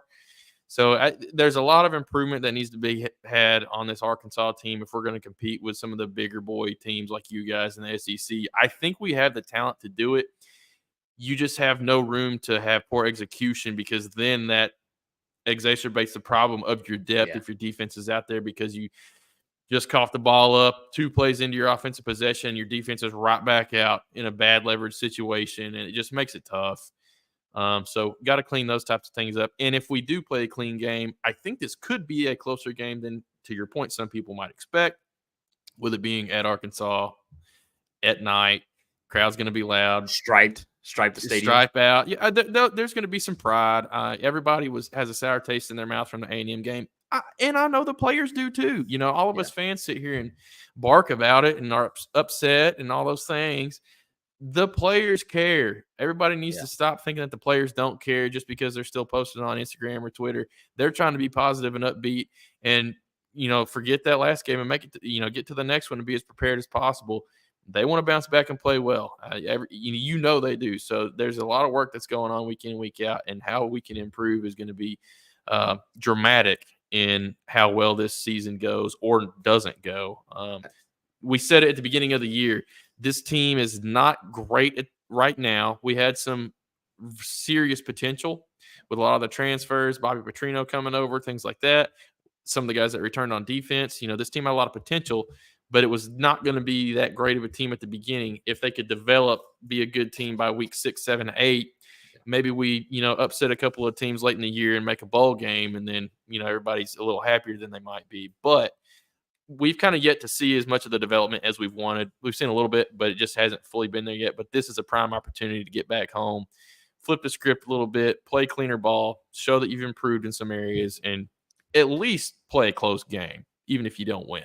And I think for Arkansas, it means a little bit more too, because a lot like teams like Kentucky, South Carolina, Oklahoma, you got to win what you would consider are the toss-up games. So I know for a fact Oklahoma State, the way that played out, hurt really bad. Yep. Same with Texas A&M, because you realize what's next. It doesn't get easier for these teams, man. Tennessee, I would say, actually got, I'm not going to say blessed or lucky or anything like that, because any SEC team, we're South Carolina. I don't even know what to think of them. Kentucky. Look at what Kentucky did, right, against South Carolina, then turns around to 1-point loss to Georgia, and you're like, is that a one-off? And then they turn around and beat Ole Miss. So, wild. You can't repeat this. If y'all want to read out this comment, that's kind of what I was alluding to earlier. The fact that the last time Arkansas beat a top 5 team in Fayetteville was 1999 against Tennessee. I hope y'all don't I hope not. 25 years is a good number. We'll see. If that works, I'm gonna be pissed because we thought that we were winning the Natty last year because it was 25 years. That's unfortunate, but let me know because I seen this comment as well. Pigpen said, "If it comes down to field goals, we're toast." What does that mean? Kicking game's Means been we brutal don't for us. have a good kicker right now. Yeah. We lost Cam Little, who was a pick in this past year's draft, and as a rookie, won the starting job for Jacksonville as their starting kicker. And we brought in 2 transfers, one from Hawaii, one from Abilene Christian, I believe. Kyle Ramsey, he's been the guy that's taken all of our field goals this year. And he's perfect on his extra points, but he's like 50-ish% on field goals. Is that inside like 45 or 50, or is that just like in general 50%? In general. In general. Wow. Yeah. Okay, Yeah, so that it may not be that low. It's probably in the mid 60s. But fair. He had a game or two where he went like 1 for 3 in one game. I think then he went 2 for 3 or something. So I pulled it up here. He's 23 of 23 on extra points.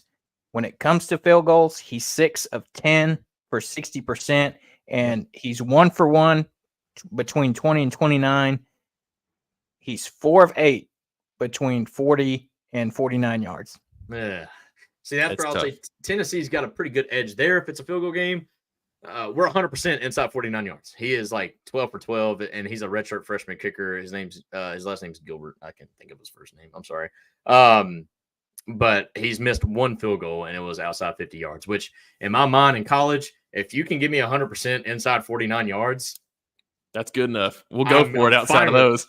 You can go over 50 yards. I don't care as long as you're guaranteed, because I mean, there's going to be those bend don't break type games. And so if you can hold a team to a field goal, I'm very comfortable making the field goal. Like that's I did not realize it. Okay.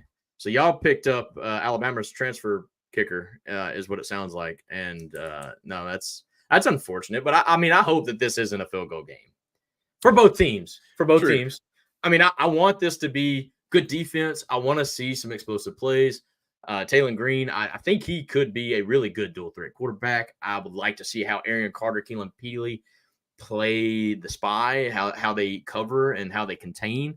But I mean, I kind of want to see some fireworks, man. Like we've been in some defensive battles, and I want to explode a little bit. I think this will be a fun game. Hopefully, it's a little high scoring. I don't know. I think our defense is really good. I don't see Arkansas going crazy, like scoring in the 30s or anything.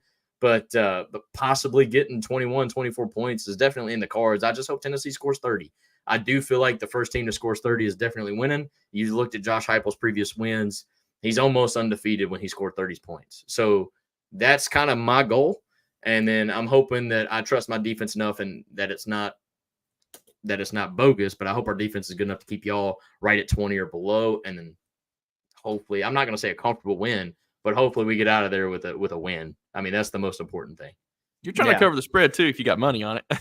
It's not a lot of money, but yes, I'm a very if you can be a conservative gambler, that's I do it just to say I have money on it. But I mean, we're talking like $5 bets here. I'm the same way, man. If my wife found out that I'd be.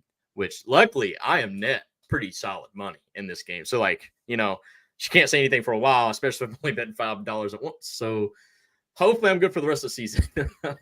Yeah. So as we kind of wrap up here, we always like to go through and do a quick little SEC pick'em.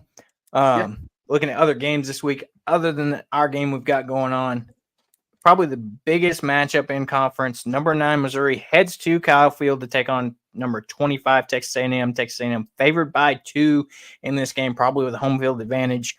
I mean, I'm just going to put this out there. I dislike both these teams, but I think I dislike Missouri less. So I'm hoping Missouri can go down there and pull out the win here. I mean, what's your guys' thoughts on this game? Yeah. So I think we both had mixed emotions. Actually, I think if y'all know Michael, for the viewers that are listening, that's my co-host. I think I can't remember, but I think he chose A&M in this game. I think it's a very accurate pick. I mean, it's at home.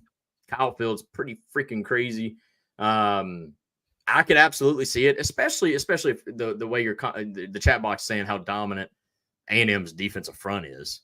That can make life a living crap for Brady Cook. I still think we haven't seen the best of Missouri this year. They just have a lot of talent that returned last year that for some reason it's not clicking, and I don't know why. But between Weiss Jr., the other wide receiver, that's Luther Burden. insane. Thank you, Yeah. Luther Burden, the third first-round draft pick. Exactly. Now, I understand they lost a very good running back that was a lot of their offense last year as well. And maybe that's why you're not seeing a confident group in Missouri. Maybe Vanderbilt's just better than we all think. But at the end of the day, I think Missouri pulls it together. Pure Eli Drinks fashion, wins the game in A&M College Station and pulls out the dub there. So I kind of agree with Caleb there. So What you gonna do, Seth? I don't like them. I know. I think A&M's gonna pull this one out. You want A&M to pull it out, right? No. I'm the kind of guy that I hope Oklahoma goes undefeated. And the reason why is I want makes your win look better. Exactly. Yeah. No, that's fair. I just hate A&M with a passion. Fair enough. We've had a sour taste in our mouth from the games against them down in Arlington for like the last 11 years. We've won one of them. I've seen that stat. It's brutal. And a lot of the games have been lost by some weirdness. Like we fumble on the 3-yard line and they return it. Several for a touchdown, multi-overtime 97. games. Yeah, just weird crap cost us games there. So I hate them. But I hate Missouri as well. I think Missouri has a big target on their back being in the top 10.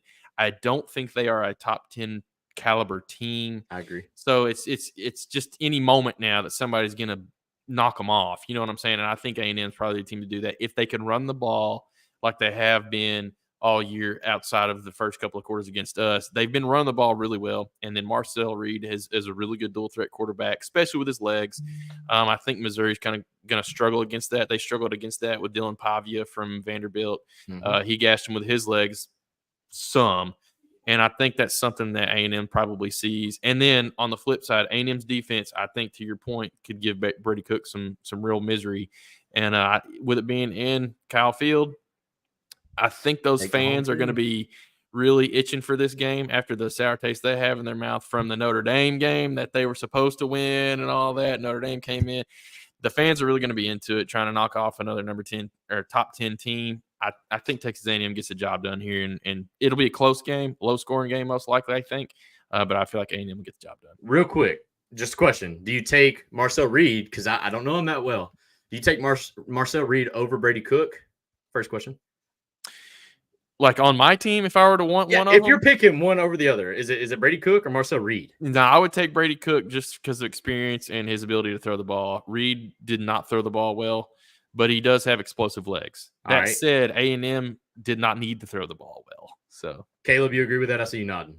Yeah, I'll agree with that. Just the only thing I might say that might work in Marcel Reed's favor as far as if you're thinking about adding him to our team, as far as his legs, I think he would fit better in our Petrino offense with how he works with the type of play calling Petrino likes to do.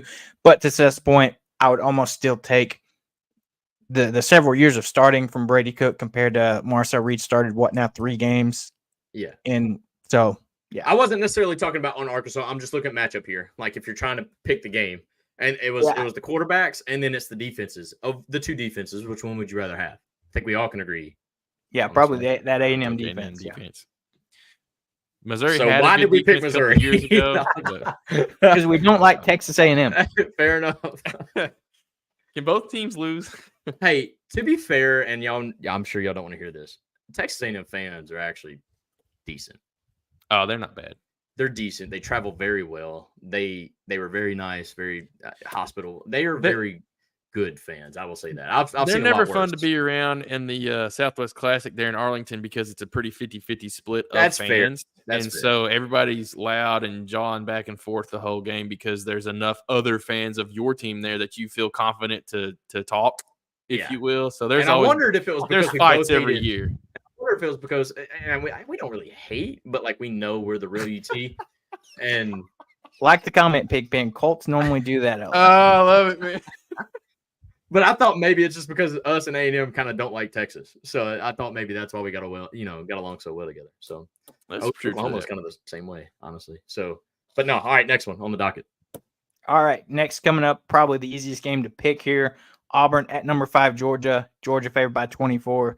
They lost a shootout with Alabama, after a close game with Kentucky. Losing this game to Alabama, I'm sure Kirby Smart is not happy, and I think this Georgia team is going to be raring to go. I mean, I think Georgia probably covers here. If I'm going second, I immediately say I don't know if they cover. Hugh Freeze, I'm not so sure is a great head coach. One thing he does know how to do is beat the good teams, and I don't know how he does it. It's weird. He almost did it last year against a playoff team in Alabama. Somehow gives up a 4th and 31. I'm picking Georgia, but this would not be the biggest shock in the world if Auburn did it, because it's just what Hugh Freeze has done. I mean, seriously, he will lose to New Mexico State and then somehow beat a top-ranked team. Now, Georgia's not top-ranked. I get that, but still a very good team in which everybody thinks Georgia's going to win. I wouldn't be surprised if Auburn, as long as they protect the freaking ball, has this Georgia team on their toes in the 4th quarter. I agree with that. And here's the thing that I'm curious to see. Auburn's had like 5 or 6 home games in a row to start the year. And I almost think they need to go on the road to reset.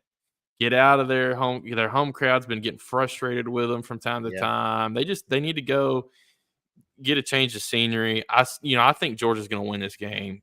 And the reason I think they might cover is just to Caleb's point. They are ready to bounce back, and their offense finally figured some things out against Alabama late in that game. They had to, but I think that adversity helped their offense kind of work a few kinks out. And so let's see if they continue that offensive trend into this game. If they do, Georgia rolls. If they continue to have some struggles in the first half, this could be a close game in the first half, but I still think Georgia will pull it out at the end. But to your point, man, I think Auburn is due for a cleaner game eventually. They've had the most turnovers in D1 football through like the first 4 or 5 games of and bad ones. Like to your point, costly turn. They had one against us where they were running into the end zone, and we were able to peanut punch it on about the 2-yard line and recover it ourselves for a touchback. Yeah, awesome. Yeah, awesome. And so like they should have. Wait, y'all did that to them too? We did that to them. Yes. Look at the 2016 game against A&M when they literally could have just iced the game. Now they still ended up winning. I'm kind of salty about that, but we did the exact same thing. It was like a 70-yard rush, and we did the same thing, punched it out, and it was a touchback. It literally brought us back to the game. We made the overtime, but that's really cool. But also kind of, if you're A&M, you're like, how is this happening again in my lifetime? Like it was against Auburn that we did it too. Or Auburn. Okay, my fault. Yeah, no, you're good. But anyhow, I think Auburn's due to have at least a little bit better game at some point. And to your point, Hugh Freeze is notorious about somehow pulling out good games against the best teams. So it could be closer than 24 points, but Georgia wins. Yeah. Next up, you have number 12, Ole Miss, going on the road at South Carolina. Ole Miss favored by 9. They got to bounce back from that loss on the road at Kentucky. I feel like Hugh Freeze. They're at home. They lost at home. Oh, yeah, that's right. They lost at home. So, they're having to go on the road. Lane Kiffin, Jackson Dart. I mean, I feel like this is another bounce back game. It's weird how Kentucky seems to, play those close games. They did it against Georgia. They did it against Ole Miss. It's just weird. And so I think Ole Miss probably goes to South Carolina in this game. South Carolina's played some tough games this year at home. They had a game that they gave away in the 4th quarter a few weeks ago. Quarterback got hurt. Yeah, quarterback got hurt. So I think Ole Miss probably wins this game here, but I think it might be closer than what some people think. I just find it so funny that they lost when they painted the end zone SIP for a recruiting thing. And then they also had a basketball goal on the sideline where they thought they could dunk on Kentucky. And then they lost. Like, I just thought that was hilarious. You had Lane Kiffin on game day strutting around because, he thought he was going into another pretty easy win. Couldn't happen to a worse human being, honestly. Don't like Lane Kiffin if you don't see what I'm getting at. He did us very dirty in 2009. I was about to say, man, there's some bad taste for him. Very bad Tennessee taste. Fans. And he loves it. And that's what makes it like even more juicy is the fact that he knows that it pisses us off. So he just embraces it. Yeah, he embraces it. He feels it. And credit to him for that because it's a great Mark. That's why I think he's going to Florida just to piss us off. I seriously think he would go to Florida just to piss off the Tennessee fan base, not to think of his future. Like, I'm serious, bro. I do think Ole Miss wins. I don't know if Lenore Sellers is going to be a starter quarterback. I think he's still questionable. If he is starting, South Carolina's got a stout defense. Could be a replay of Ole Miss Kentucky. However, don't know the status of their quarterback out there, and so I do think Ole Miss needs to bounce back because it's a pretty embarrassing loss at home and a big recruiting weekend. Yeah, I agree with that. The one thing that I think could happen in this game is very similar to how South Carolina lost to LSU. They played a really good game at home against LSU the entire game, got up big. LSU found a way to creep back in it and win it at the end. I could see something like that happening.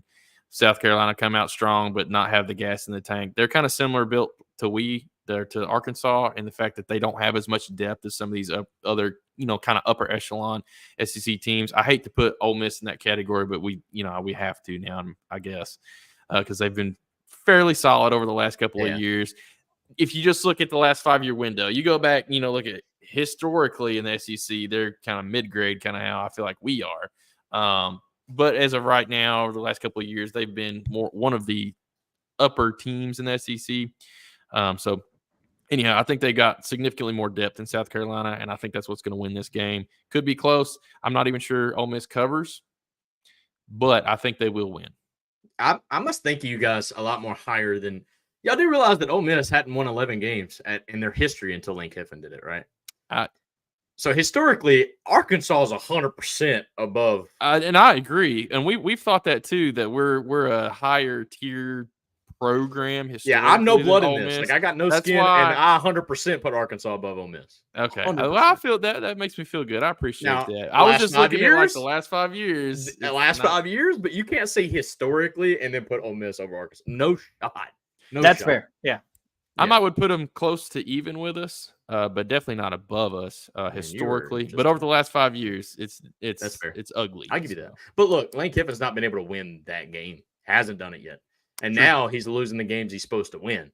Not a good look. Lane Kiffin's not been able to beat Bama, not been able to beat Georgia. He for some reason he does beat the teams he's supposed to beat, except against Kentucky. I think Arkansas has been there. They were. I mean, y'all won the national championship in what year? 64. It's been a long time. It has been that long. Yeah. We took it from you, I think, didn't we? And the Clint Sterner fumble, the stumble fumble. I think if that doesn't happen in that game, we go on to win the Natty that year. But y'all won the SEC right after that, didn't you? I think we bounced back to win the SEC championship game. Yeah. All right. Sorry. I didn't mean to bring that up. I'm so sorry. I thought y'all were Natty winners. Yeah. I'm so sorry. I didn't mean to do that. We were very close back in the late 90s. We were a decent team. Use that name with bleeping. Sorry. I'm reading comments. Sorry. Yeah. It's a good section. I love these guys. They're great. I want them to come to my podcast. Lenore Sellers is questionable for this game, so we'll see if he's actually starter or not. That's what he's designated on that injury report. As we continue here, number 1 Alabama, back to that number 1 ranking. Kalen DeBoer, big signature win this weekend. Heads to Vanderbilt. Alabama favored by 23. I don't want to call this the trap game because this could be a different Vanderbilt team than we said in the past. I don't think it is. I think Alabama probably rolls here. But I would not also be surprised if this is closer than most people kind of think. Yeah. Alabama rolls and covers, but don't overlook Vanderbilt. They could show you some real SEC ball out there. All right. Hey, they went to Missouri and took them down to the wire. So I know Missouri's not as good as everybody's hyping, or their fans are hyping them up to be. But this isn't your same old Vanderbilt team that we've seen of years past that just gets dog walked every week. That's fair, but I was totally joking about when Vanderbilt started 2-0 and said Alabama, you're next, and then got train wrecked 54-0. So I think Alabama wins and covers. I think so too. I think it's one of those games where Vanderbilt might not get skunked like in years past. This has been a 59-0 game. Alabama defense has flaws. Same with Georgia. They have some flaws, and they score fast, which gives Vanderbilt probably more possessions to score themselves. So maybe Vanderbilt, puts up 14, 17, 21 points, somewhere in that range. But I don't think Vanderbilt can keep up with Alabama's offense, and Milroe is running the ball, throwing the ball. doing crazy things with the ball. Very athletic quarterback, can do a lot with it, and his team's really playing well around him at the right time. They're going to put up 50 in this game at least. So I don't think it's going to be close. Easy cover, he says. I really think so, man. Golly, man, they put up 28 points in the first freaking quarter, basically, against Georgia. And then I know they slowed it down a little bit after that. Georgia pulled their head out of the sand, if you will. But I don't think this Vanderbilt team is built like Georgia, where they can pull their head out of the sand and start finding some stops. I just think Alabama's going to have 500 yards and 50 points in this game. Right on. That's all I can think.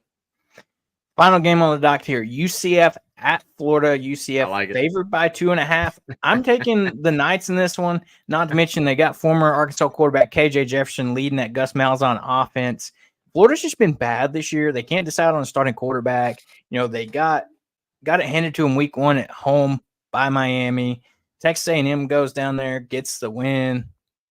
I mean, I think this is a bad year for Billy Napier, and I think this is probably the year that he gets done in, and I think UCF helps with that and goes on the road and gets the win in the Swamp. What's the line on the game? 2.5. In favor of? I UCF. gotta laugh now before we lose to Florida next week. So, So UCF actually lost to Colorado last week. In a tight game, wasn't it? Yes. An unpopular opinion. I don't feel like Florida's that bad of a team. I think they've had some dumb luck, and I think they have really bad coaching. I think they have some dudes on the team, though.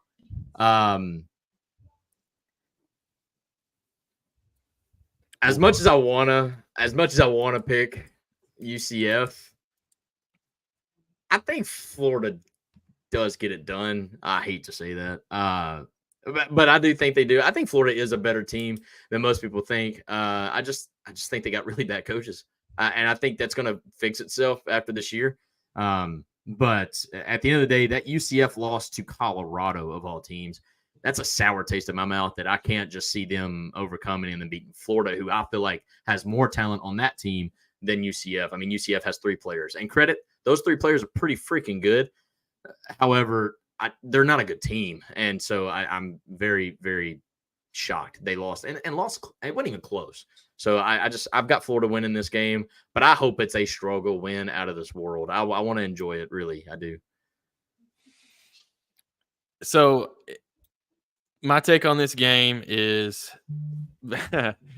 turnovers.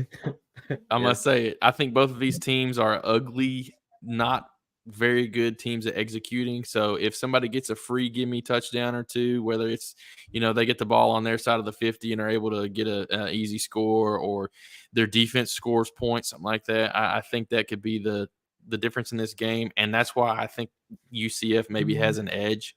I don't think Florida's defense has been the best at creating turbulence on other teams' offenses and creating sloppy play. And one thing that I miss the most about KJ Jefferson is he takes care of the ball. He is notorious at not turning the ball over, which is a good thing. Had a few issues here and there at UCF, but nothing wild. I think he only had 1 or 2 picks through the first 4 games. And I think that continues, and I think that'll be the difference factor in this game. That's why I'm going to take UCF. I think it's going to be ugly, and I think it's going to be close, but I think a turnover or 2 is going to be the difference. I'd be okay with that.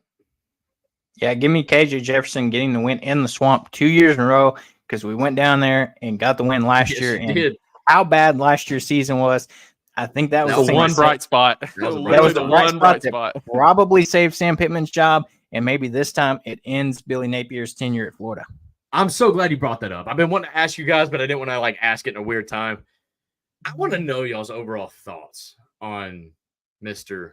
Pittman. I mean, last year, the offseason in our podcast, we thought Pittman was a dead man walking at Arkansas. He's somehow brought out, I would say, kind of an exciting brand of football this year, albeit he has lost 2 games, but they have been very good competitive games in which you really think you should have won it. Last year, I don't feel like that's how y'all's losses win at all. I just want to know, the fans' perspective on now Sam Pittman. Do you really think Petrino's really turned this thing around to save his job? Do y'all want him to be the coach? I just want to know y'all's thoughts in that situation. So I think as a fan base as a whole, it's split 50-50 for the most part. You have That's a lot of tough. people that are ready for him to go on. This is year 5. He had his 9-win season a couple seasons ago. Yeah. But since then, it's been a struggle. And a lot of people are looking at it as the fact of he is known as one of the best O-line coaches in college football. And we have been terrible there the past few years. Other side of it kind of wants to see him succeed. He came in and took over this program after the Chad Morris years, kind of got us back into a decent spot. So I think it's mixed emotions throughout the fan base. I would love to see him succeed and, Bobby Petrino be the guy that kind of can help revitalize the offense, because I think it was the wrong move last year bringing in Dan Enos. That kind of just killed. There was a notable difference in the performance of KJ Jefferson. I think if you keep that up-tempo kind of veer shoot type offense that Browse ran with KJ last year might look different a little bit. But, I mean, as far as me, I'd like to see Pittman succeed, but, that leash is getting tighter and tighter with, you lose Oklahoma State in a game where you dominate and that should be a win, and then you let a Texas A&M win go in a game that, you control. Turnovers cost it for you, and I think fans are getting tired of these close losses, because every one of our losses last year was 7 points or less. 1-score losses, every loss. And, if we want to get to where the fans want this program to be, then, you're going to have to start winning those key close games. Seth? Yeah, so I'll add a little bit of color there. I love Sam Pittman. Love him to death, man. Same. I absolutely love him. I think he's a great coach from a motivator, recruitment, those types of things. I think he does a really good job there. Some of the play clock miscues, things like that, decision making and stuff in game over the last couple seasons there's been a few moments where it's like, man, you could tell he didn't know what to do there. Hell, he even admitted it in one press conference. I didn't really know what to do. I didn't know if I needed to call timeout right there or what. So then we ended up calling timeout, but still punting. It was just a mess. Anyway, there's been a couple of issues there, and so people have had some distaste because of those types of things. It's few and far between, but there's been some distaste there. And then to Caleb's point, this has not been a bad year. We've had some struggles, and there's some things that have got to get corrected if we're going to be competitive against every team we play. And the sad part that makes people not want him to be the coach is it's the same problems that we've had for a couple of years now. It's like, it's not like our problems are shifting. Our defense was good last year. They're still pretty good this year. Our offensive line was absolute dog water last year somehow. They're better this year, but they still seem to be like the weak link on this team, kind of. We've got really good skill position players. We're very deep at wide receiver, fairly deep at tight end. Got a pretty deep running back room now that we've got DeBinion back from suspension and injury. He had a couple different things happening there. But we've got a deep running back room with a really good true freshman running back that's 260 out of Benton, Arkansas. He's a freakazoid. Going to be a great player for us eventually. So the skill positions are there. Talon has some question marks on accuracy, but overall he's an explosive player that has a lot of dynamic to him. It's just the plays aren't developing how they're drawn up to because we're not holding our protections. And to Caleb's point, your head coach is a previous O-line guru. So those are question marks. There's a few question marks, that you look back at over the last couple of years that have yet to be answered year after year after year, and it's costing us games at this point. You know what I mean? So I want to keep Pittman for a while, and I think there's an argument to be had, especially now that we hired Petrino. It almost – people aren't going to like this, but in my mind, it almost gives Pittman a fresh clock, if you will. You reset the shot clock in a way because what Petrino brings to the table, you really do want to see what that experiment can turn into in years 2 and 3. After that, if we're still, fighting to go 6-6 and we're still having offensive line problems, we're still having offensive miscues, turnovers, 7 to 10, offensive line penalties a game kind of thing, which that hasn't been a problem until against A&M. That was a problem against A&M. Anyways, Yeah. those types of miscues keep happening, and Petrino's not able to fix it, and obviously Pittman's not able to fix it. I think it then maybe you pull the plug. But I do think the Petrino hire most likely bought Pittman a couple of years because you want to see what can be in that situation. And I don't think you want to rock the ship too much with, even if we, only win 4 or 5 games this year, do you fire Sam Pittman, try to find a way to keep Petrino? Don't hire Petrino as a head coach, though. Like, you just put your program back in turmoil all over again. And I don't think that does you any good and finds you any more wins either. So I think the Petrino hire was the catalyst to probably save his job for a couple of years, even if this year is not great. You can see the potential, but you could argue that over the last 3 years, we've had so many 1-score losses that's crushing us. Right on. And I was going to say, it is very real to have a good coach and not have the right pieces around the coach. I think Butch Jones, as much as we hate him, I think he was a really good coach. I think he just couldn't put the pieces around him, and you see what happens. So, yeah, as we kind of that's a great point. As we kind of wrap up here, shout out to my nieces and nephews. They're up here with me this weekend. They say we'll pick Suey as well. But before we get out of here, Skylar, let everybody know where they can find you at. Check out Tennessee volunteer content for this week and in the future. Yeah, right on. It's at Vol Fanatics Show on YouTube. Pretty simple.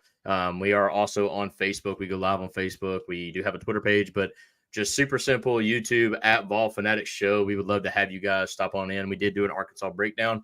We'd love to have you guys look at it. We go live weekly on Sundays at 3 o'clock Eastern, 2 o'clock Central, but you can always catch those shows after we go live. But yeah, just love to have you guys there. Thank you guys for having us on, by the way. This was really awesome, and I love what the College Huddle allows us to do and doing all this, and I'm really looking forward to the game Saturday, another night game, and I'm looking for a good matchup. Yeah, appreciate you coming on, man.